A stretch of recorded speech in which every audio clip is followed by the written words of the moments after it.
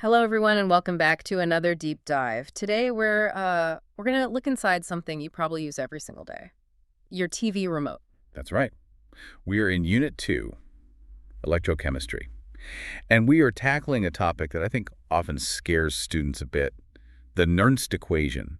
It does have a scary name, and the formula itself, with the logs and everything, it looks a bit intimidating on a blackboard. It does. It really does. Right. But actually what it explains is something very, very fundamental. It's the bridge, really, between perfect textbook chemistry and the messy real world. The bridge, I like that, because without it, you're sort of living in a fantasy land where everything works perfectly forever. Exactly. The Nernst equation is what connects the theory to what you actually see and experience. Okay, so to start things off, I want to pose a question. I think every single person listening has done this. You're trying to change the channel, and the remote is just dead. Nothing happens. Nothing. So what's the first thing you do? You pop the back open, you take the batteries out, and you spin them around. Ah, yes, the classic battery spin, the universal fix. It is, or you swap them. But here's the real question. On the side of that battery, it says 1.5 volts. It's printed right there. It doesn't say 1.5 volts, kind of. No, it's a definite number. So when that battery is dead and you put a voltmeter on it, why does it read something like 0.9 volts? Is the battery broken? Did the label lie to us? And that is the perfect question to start with. The answer is no, it's not broken. And the label isn't lying exactly. It's just, let's say it's telling you the voltage under ideal, perfect conditions, what we call standard conditions. Standard conditions. Yeah. We hear that phrase all the time in chemistry. All the time. But a battery isn't a fixed machine, it's a living chemical system. And it changes over time.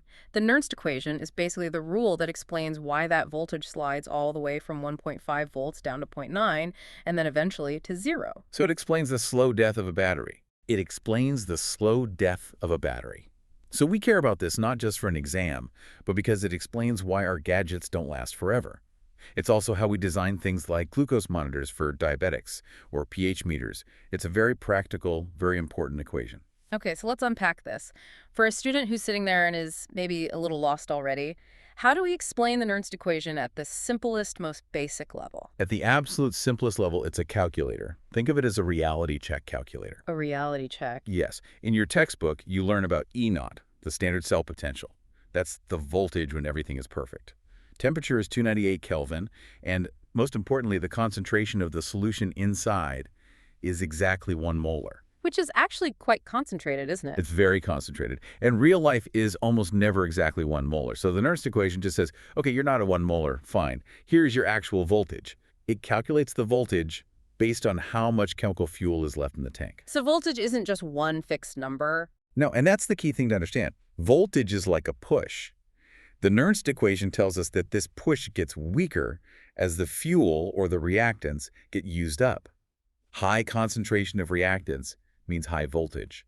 Low concentration means low voltage. That's a much clearer way to think about it. It's a sliding scale. It is. So let's try to visualize it. Let's imagine a battery, maybe in a simple flashlight. Okay, perfect. When that battery is brand new, Yeah. straight out of the packet, it's just packed with chemical energy. It's full of reactants. Right. Because it's full, the push on the electrons is very strong, and the light from the flashlight is super bright. But then I leave the flashlight on for a few hours. As you keep it on, those chemicals are reacting. They're getting used up. They're turning into products.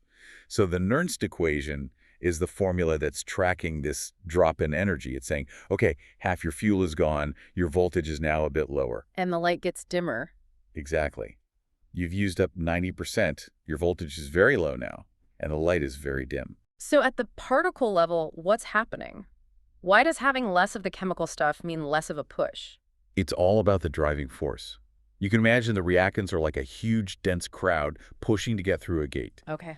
When the reactants are plentiful, that crowd is huge. There's a lot of pressure, a lot of push. That push is your voltage. And as the reaction happens? The crowd thins out. The reactants are turning into products. There are fewer particles left to push. The urgency is gone. So the push, the voltage, gets weaker. That makes a lot of sense. Now, we do need the formal definition. If a student is an Aviva or has a theory question, what is the anchor definition they need to write? The one to remember and write down is this. The Nernst equation relates the cell potential to the standard cell potential and the concentrations of reactants and products. Okay. Relates cell potential to standard cell potential and concentration. That's clear. Yes, and right here is where we hit the biggest trap for students.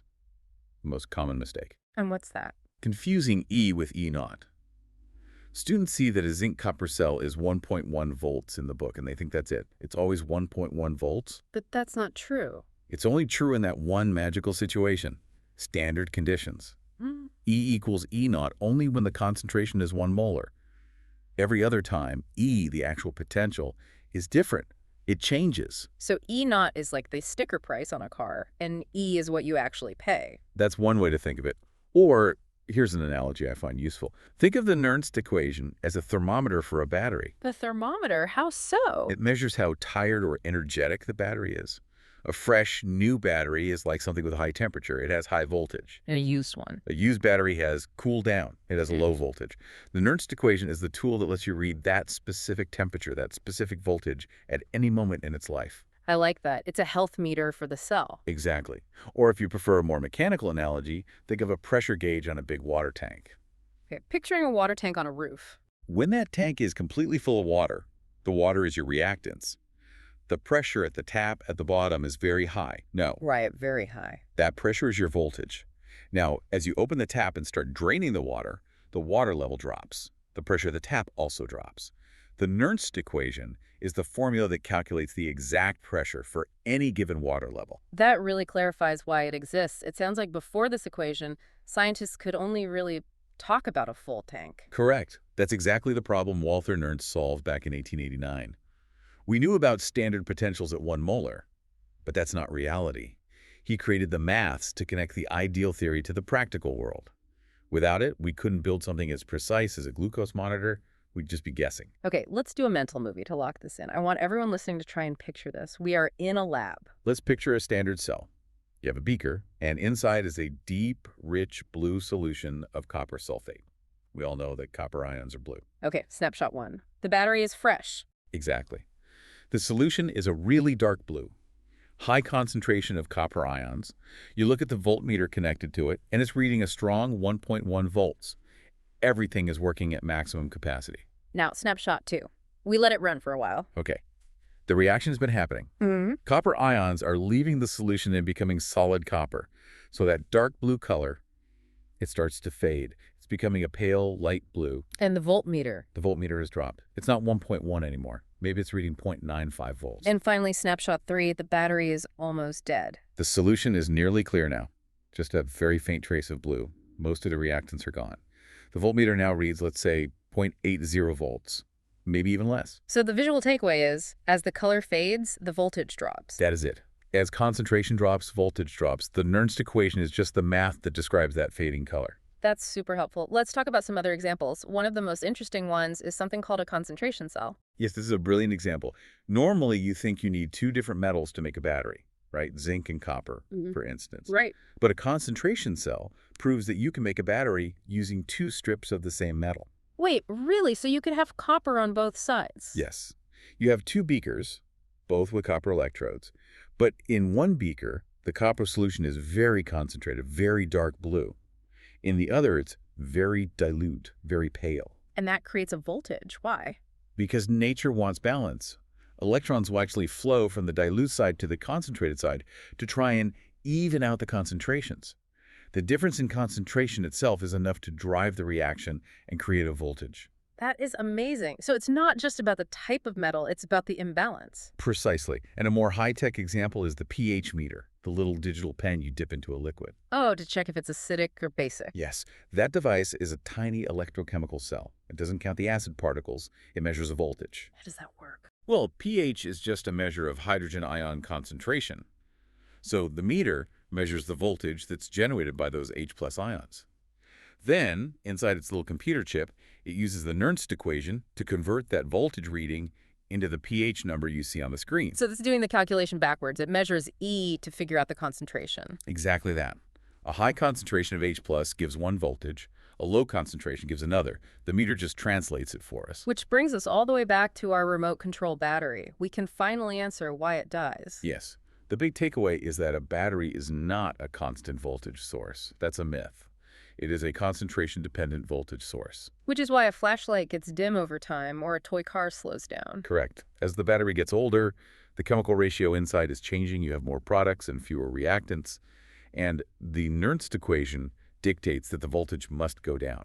Okay, this is all coming together. Before we wrap up, I want to go through some really clear exam-safe clarity lines, the key points to remember for solving problems. Yes, let's make these very clear. 4 points to remember. What is point number 1? Point 1.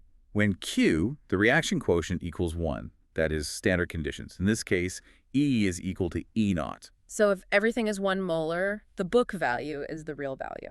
Makes sense. Perfect. Point 2.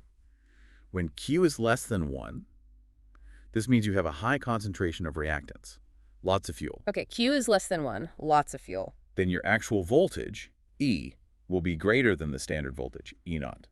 The push is stronger than standard. Got it. More fuel, more power. Point number 3. Point 3.